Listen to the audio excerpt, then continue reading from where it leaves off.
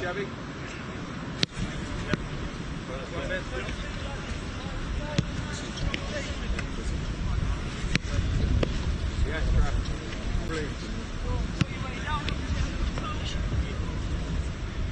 Rodri argument can be settled in box office Manchester City versus Arsenal battle.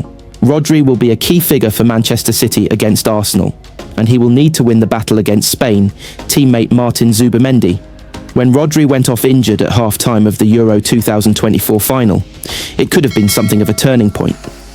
The Manchester City midfielder didn't emerge for the second period of that game with England, and the reaction on these shores was that whoever was replacing him was never going to fill that void. But Spain has a habit of producing these kinds of players, and Martin Zubimendi used those 45 minutes in Berlin to announce himself to the world stage. A few weeks later, Liverpool tried to sign him. Real Madrid and Barcelona were linked, and eventually he joined Arsenal. Mikel Arteta had to wait a year to get his man, but the fact Arsenal's sights never veered from the 26-year-old tells you all you need to know about how importantly they view him. When it comes to holding midfielders, Spain don't just have the best in the world, they have the second best as well, a point made by their coach, Luis de la Fuente, not long after his side won Euro 2024. We're lucky enough to have brought on, in my opinion, the second best player in the world in that position, and that's Martin Zubimendi, he said. He's another great footballer, with some of those same qualities that I like in Rodri. He's like his clone. Of course, Martin has little nuances that make him him, but he can also balance out the game, find spaces, find solutions, and get back to defend the box. I'm very lucky to have the two best players in the world in that position at my disposal.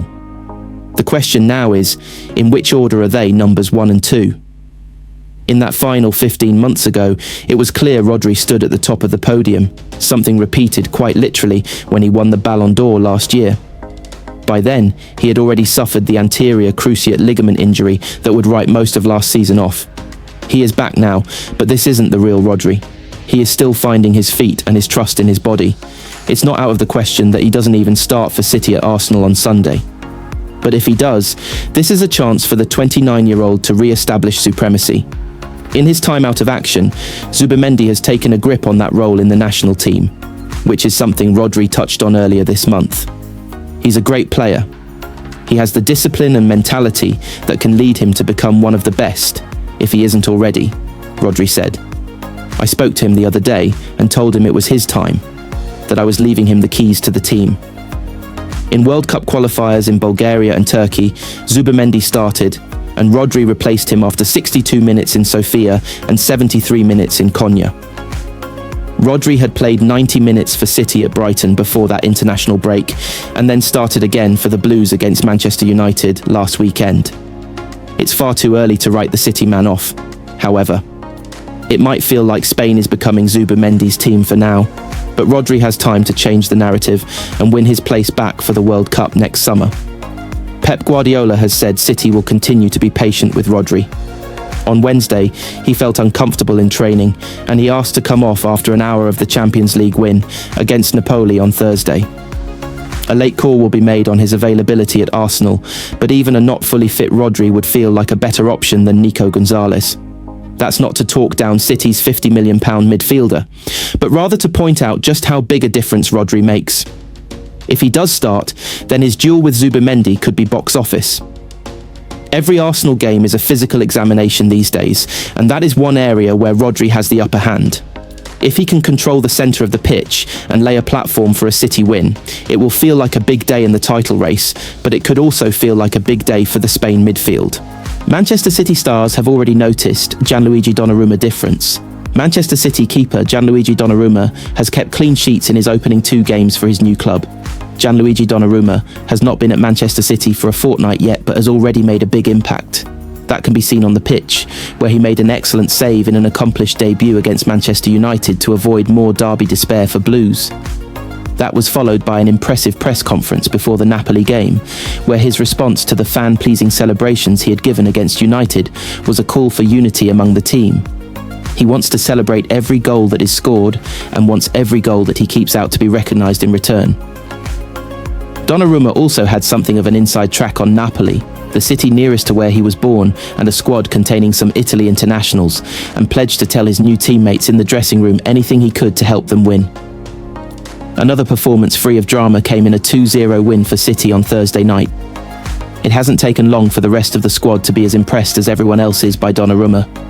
Speaking after the Napoli game, Nico O'Reilly praised his leadership qualities. He's had a massive impact. He's such a big character within the team, within the changing room, said O'Reilly. He's come and I feel like we've all welcomed him well. And yeah, he's a leader, which we need in the team. We have quite a young team, a lot of new players. I feel like he's fit in very well, and obviously he's a great goalkeeper. After the United win, Rodri and Bernardo Silva, two City captains who boast plenty of experience at the highest level, suggested that his presence gives confidence to the rest of the team, as well as his pedigree for playing big games. I felt they must put the ball in the top corner to score, Rodri said about the United game. Brian Mbeumo would surely agree, having thought he had got United back in it at the Etihad, only for the keeper to claw his effort round the post. With Gigi, the feeling you have is a bit courtois, you know? A tall guy, big guy, said Silva. I spotted Phil Foden tactical change that showed Manchester City have got their talisman back. Manchester City got their Champions League campaign up and running with a 2-0 win against Napoli, and Phil Foden made the key contribution. Manchester City made it back-to-back wins for the first time this season as they beat Napoli 2-0 in their opening Champions League game at the Etihad. Napoli captain Giovanni Di Lorenzo was sent off after 20 minutes for bringing down Erling Haaland when through on goal, and City were in command from then on. They opened the scoring early in the second half after a brilliant Phil Foden pass allowed Erling Haaland to loop a header over Napoli goalkeeper Vanja Milinkovic-Savic. Jeremy Doku made the game safe with an excellent individual strike to ensure City maintained their momentum heading into Sunday's clash with Arsenal. It was threatening to look like a long evening for City until a moment of magic unlocked a defence that had been obdurate until that point. It came from Foden's wonderful left foot, but it also came after his position was changed and his influence grew. He had initially started the game on the right, with Bernardo Silva on the left, but that changed after the break, and you can see why. Foden looks back to his best this season, and City needed to get him on the ball in central areas to break Napoli down. He did just that with one velvety touch, and from that moment on, the Blues were cruising. Doku can't have had many better weeks than this in a City shirt. His 2 assists on Sunday were crucial to victory in the Manchester derby, and his goal against Napoli was one of his best in his time at the Etihad. The Belgian knows he must go to another level this season, and these have been promising appearances on that front. Goals, especially, are something he needs to deal more in, and this one was a brilliant strike. He was replaced soon after, with his legs saved for Arsenal on Sunday, but he got a warm embrace from Guardiola as he left the pitch and a prolonged word in the ear. The City boss looked delighted with what he had seen. The red card to Napoli captain Di Lorenzo was a crucial moment in this game, and it owed much to the strength and cleverness of Haaland. It didn't look like City's number 9 was going to reach Foden's pass first, but he showed the strength to get there and hold Di Lorenzo off.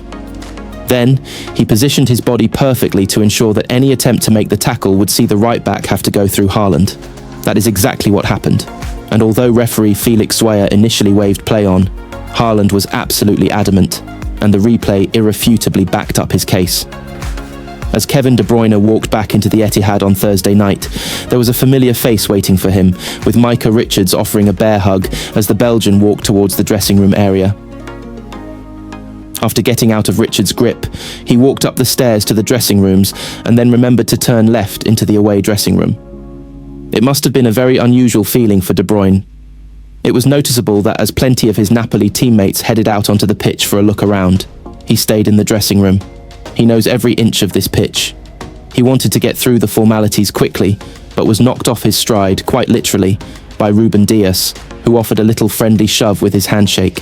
What Erling Haaland did versus Napoli shows the risks he will take in New Man City, roll Manchester City, beat Napoli 2-0 in the Champions League, with Erling Haaland netting another landmark goal. Kevin De Bruyne must feel like nothing has changed at the Etihad. He last played here in May, when he was substituted as a sacrifice following a red card for the team. Roll on 4 months and, wearing a deeper shade of blue, he was taken off as the team looked to reorganize following a red. Except this time he was taken off before halftime, and, to the relief of Hugo Viana and everyone else in the most important seats in the stadium, hadn't been able to influence the game. Napoli had lost their right back with the game still goalless when Antonio Conte moved to shore his defence up. That Giovanni Di Lorenzo was shown his marching orders was down in no small part to Erling Haaland. First for forcing the foul as the last man on the edge of the box, but then also for protesting so adamantly to the referee that he animatedly waved an imaginary red card in the air before the official was advised by VAR to go over to the screen and have another look. That wasn't the only time Haaland risked getting on the wrong side of the referee. When Matteo Politano was given a yellow card for holding back Jeremy Doku in the second half, Manchester City's number 9 motioned to Felix Zweier to get on with it as City searched for the first goal. It did, however, show more evidence of the conviction that Haaland has started the season with as he embraces a leadership role in the team. Gone is the confused striker who gave up the chance to score a penalty in the FA Cup final, replaced by someone with an urgency to get his team winning. There is a marked difference, and that is what everyone watching City this season is looking for. How much have they put the slip in standards of the last year behind them? Early defeats to Spurs and Brighton showed that they have not completely banished their demons, and mean any verdicts have to be premature.